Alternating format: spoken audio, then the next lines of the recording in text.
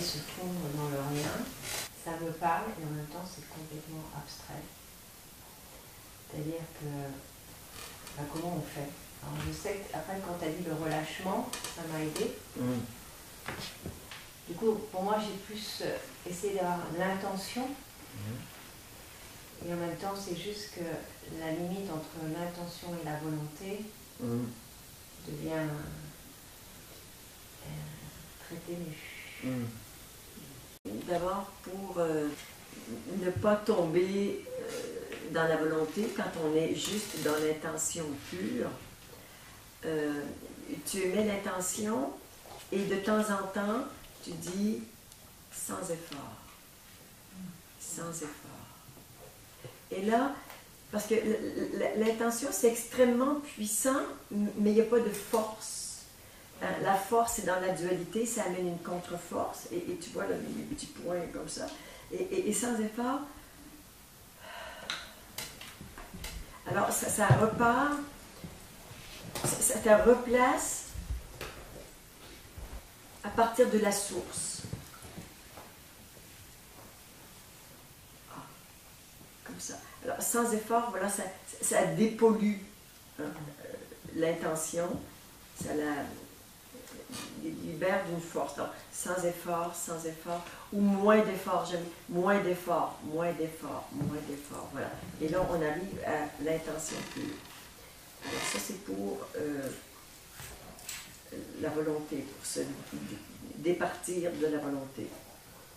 Après, on a vu hier, et ça a été l'objet d'une partie du travail de l'après-midi, qui est, je mets mon attention sur le corps, après je fais, ah oui, sur l'ego, on fait venir son ego, sur le cœur, sur le mental, je regarde mon mental, il est comment mon mental? Oh, il est lumineux, tu vois, mais il pourrait être agité, il pourrait être dispersé. Bon, alors tu vois, avec ma conscience, je regarde l'état de mon mental, et là on peut faire un petit travail pour apaiser le mental.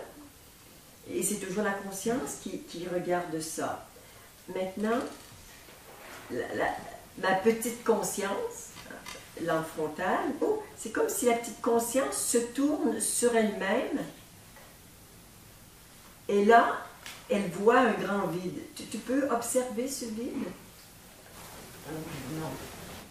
Non. Parce que hier après-midi, quand on l'a fait, j'ai demandé à tout le monde, donnez-moi un mot pour me dire ce que vous observez. Et tout le monde a dit quelque chose comme rien, rien plein, vide, silence. Tu te rappelles de ton mot? Oui, c'était immuable. Immuable, ouais. Mais ce que j'avais répondu aussi, c'est que je n'ai pas réellement. C'est quelque chose qui, quand tu m'as posé la question, c'est le mot qui m'est venu, mais ouais. En même temps, je ne peux pas dire que je l'ai expérimenté complètement. Oui, tu as raison parce que ça ne s'expérimente pas vraiment.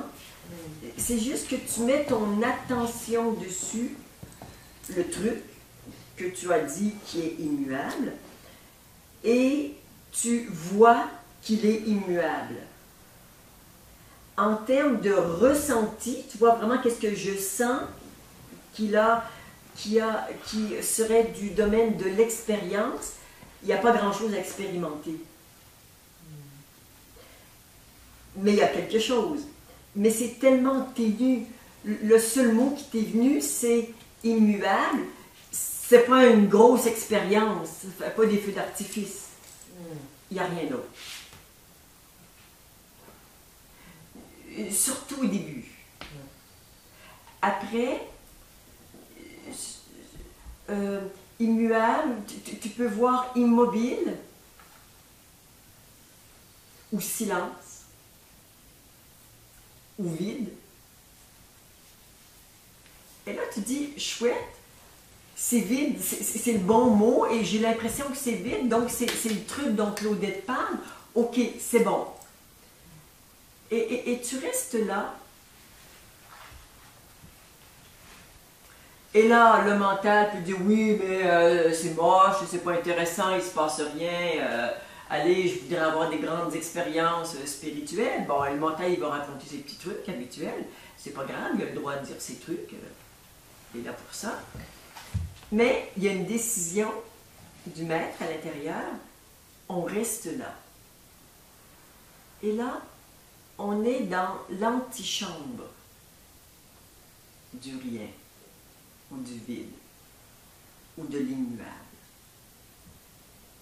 Et si tu persévères un peu, ou beaucoup, j'en sais rien.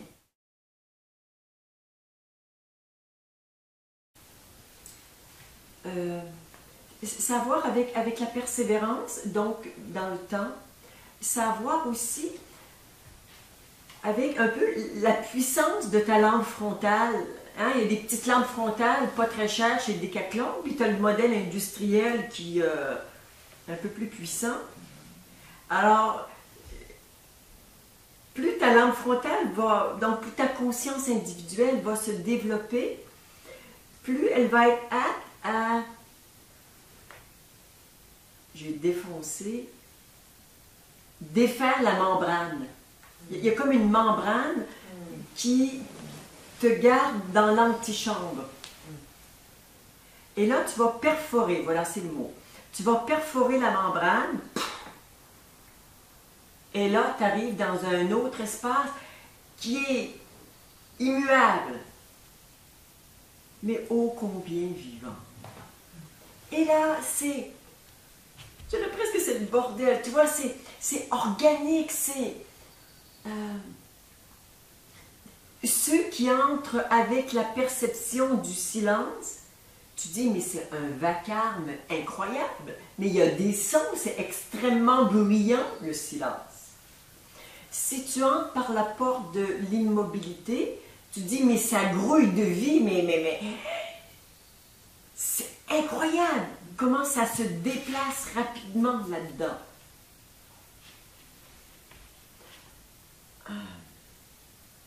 Bon, après, chacun fait ses expériences. Et parfois, simplement, ça se densifie, tu as l'impression que ce rien s'épaissit, mais c'est presque un pain de sucre.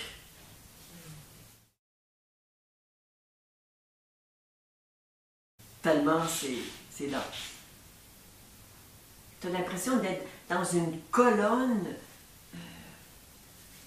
de rien, mais qui est à couper au couteau. Tu peux te découper des carrés, des cubes de rien, dire tiens, tellement c'est épais. Bon, alors voilà, il y a tout plein de choses qui peuvent arriver après, mais l'important, c'est de commencer à être capable de diriger son attention vers ce rien. Il y a des pensées, bon, on se relaxe, on se détend, intention, et je continue, et après je découvre, et je découvre. En fait, moi, à un moment donné, je me suis dit, ça y est, j'y suis, puis en fait, je me suis dit, ben non, j'y suis pas, parce que je pense que j'y suis, donc... Oui, c'est ça, mais tu vois, en fait, dans toutes ces paroles, il y a le mental qui raconte des trucs, hein? On les connaît parce qu'ils racontent à peu près toujours la même chose.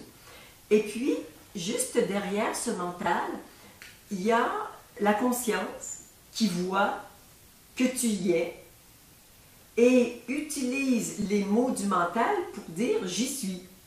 Et c'est magnifique, mais c'est une vision de la conscience. Ouais, mais du coup, moi, je suis repartie dans... Parce que tu ne savais pas. Alors, c'est bien que tu aies en effet l'expérience, que tu me poses la question. C'est pas que tu n'y étais pas, c'est que tu l'as vu. Maintenant, évidemment, il y a une partie de ta conscience qui a quitté ça pour monter, dire « j'y suis ». Ok, j'ai vu, j'ai conscientisé que j'y suis, bien, j'y retourne. Mais je reste pas là. Tu vois, j'y suis, c'est bon, ok, je suis dans la bonne direction. Donc, ne pas être piégé par les mots du mental qui viennent juste confirmer et mettre quelque chose en conscience. C'est bon, tu y étais, tu descends, tu replonges. Tu plonges. Je ne sais pas si on plonge, mais tu continues.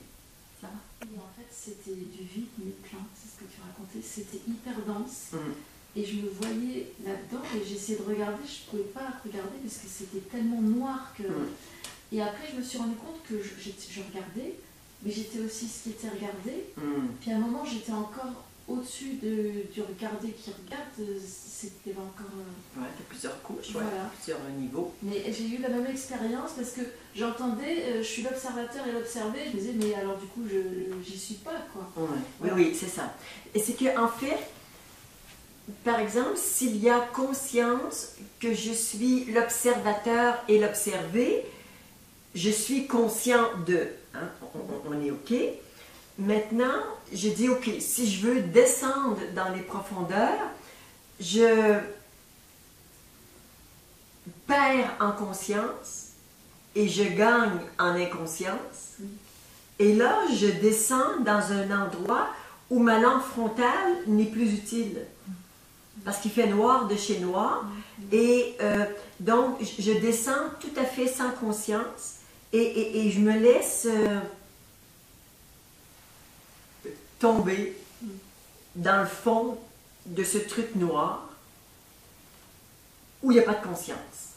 Ah, ça, j'ai pas réussi. C'est ça. Mais maintenant que tu le sais, c'est que ce serait antinomique de vouloir être conscient de quelque chose où il n'y a que de l'inconscience. Parce que pour en être conscient, il faut que tu remontes. Oui, c'est ça.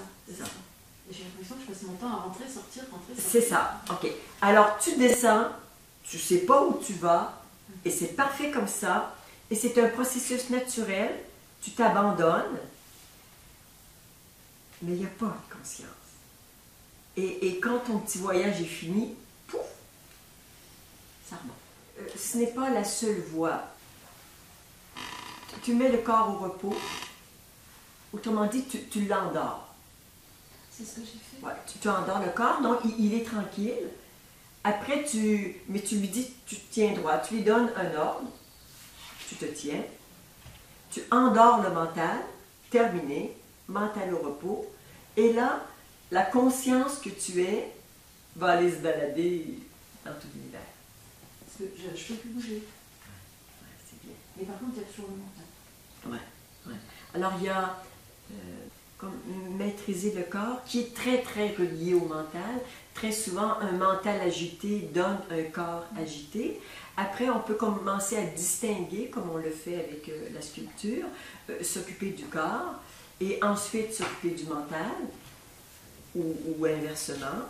Et puis après, il reste la conscience que je suis et qu'est-ce que je fais. Je me tourne vers le rien, je descends vers l'absolu, ou bien je vais aller me balader sur d'autres plans de conscience, un peu tranquille. Mais tant qu'il y a trop d'agitation mentale, c'est un peu difficile. Moi j'ai l'impression que quand on parle d'antichambre, à ce niveau-là, il n'y a même plus l'intention. C'est-à-dire qu'au moment de l'antichambre, si on garde l'intention, on risque de ne pas franchir la porte supplémentaire. Et je pense que c'est le lieu idéal pour ne plus avoir même pas l'intention. C'est-à-dire que juste avant d'aller dans l'inconscient, il doit plus y avoir la moindre intention. C'est presque vrai, en tout cas dans mon expérience. C'est-à-dire qu'au début, il faut avoir l'intention de regarder le rien. Il faut avoir l'intention, sinon, je regarde n'importe où, ou bien je suis happé par le mental, ou là. Bon, il faut cette intention. Mais plus tu es habitué, tu n'y penses plus.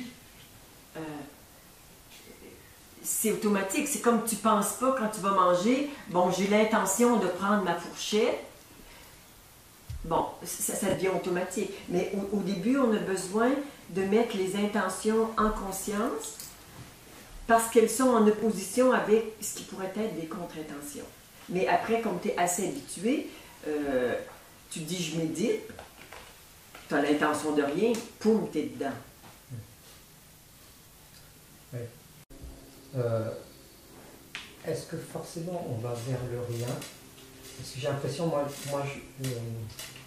j'ai croisé aujourd'hui, comme les jours précédents d'ailleurs, des entités parfois des personnes qui soit sont plus de ce monde, soit sont plus de cet âge.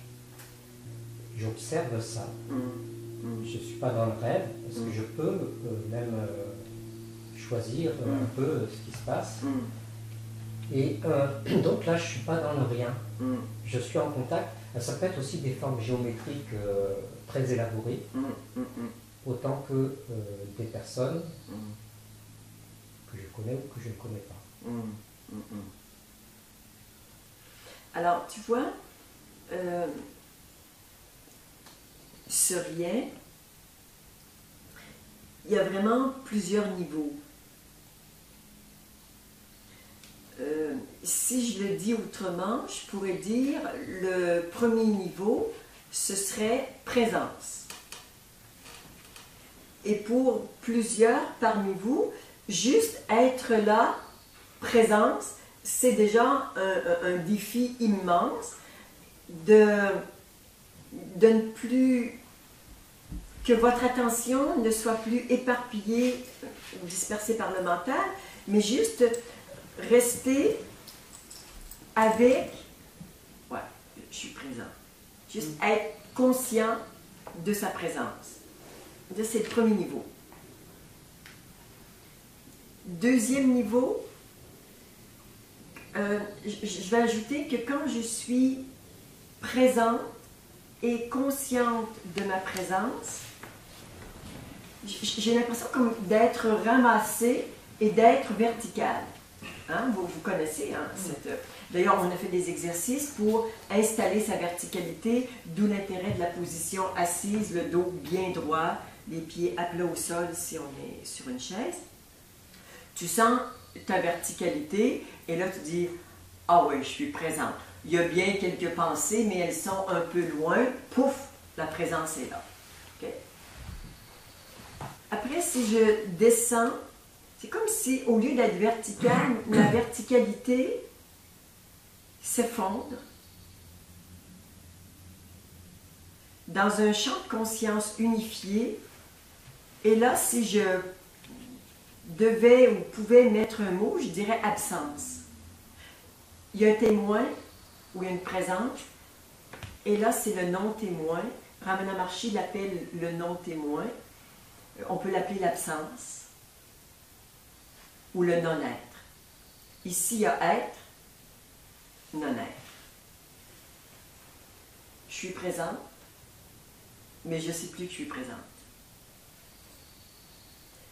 Après, il y a une autre couche, et la dernière, mais elle est épaisse, tu tombes dans l'absolu. Là, tu ne sais plus rien.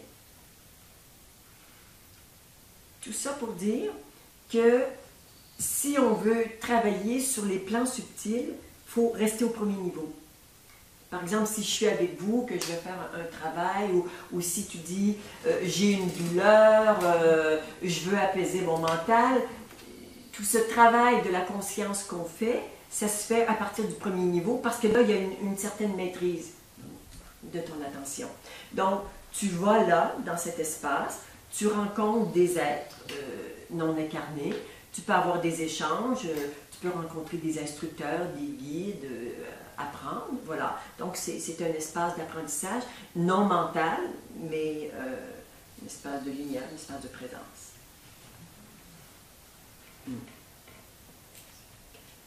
Donc, ça se fait en méditation. Ça peut se faire aussi durant la journée, pour peu qu'il y ait assez de disponibilité, c'est-à-dire que le mental ne prenne pas toute la place. Tu peux sentir un petit peu cette guidance extérieure, voire bien sûr intérieure. Donc, ça fait dans notre vie diurne, mais aussi nocturne.